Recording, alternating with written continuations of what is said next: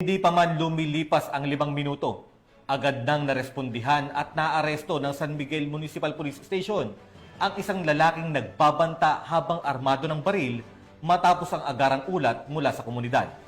Ito ay patunay ng pinigting na presensya at quick response strategy ng kanilang himpilan bilang tugon sa direktiba ni Chief PNP Police General Nicolas Torre III laban sa mga loose firearms at posibleng banta sa seguridad. Patrolwoman Pearl Cristalin Javier sa report. Ng mga tauhan ng San Miguel Municipal Police Station ang isang lalaki sa loob lamang ng 5 minuto matapos magpakita ng mapanganib na pag-uugali sa publiko kabilang ang pagbabanta habang armado ng baril sa Barangay San Juan, San Miguel, Bulacan. Kinilala ni Police Lieutenant Colonel Joey Louie Bilaro, Acting Chief of Police ng naturang istasyon, ang suspect na si alias MJ, isang negosyante, 43 anyos at residente ng Barangay San Juan, San Miguel, Bulacan.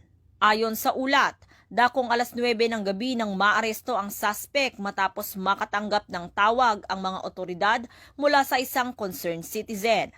Batay sa salaysay ng mga saksi, sinadya umanong ikinasa ng suspect ang kanyang baril sa harap ng publiko habang nagbabanta ng pananakit. Nakumpiska mula sa kanyang isang Taurus G3 9mm caliber pistol na may 5 bala.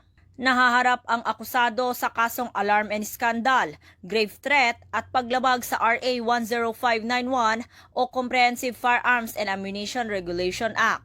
Tinitiyak ni Police Colonel Angel L. Garciliano, Acting Provincial Director ng Bulacan Police Provincial Office, ang matatag at maagap na aksyon ng mga kapulisan sa bawat sulok ng lalawigan. Aniya, bahagi ito ng kanilang walang humpay na kampanya laban sa kriminalidad at patunay ng kanilang dedikasyon sa pagpapanatili ng kapayapaan at kaayusan sa komunidad.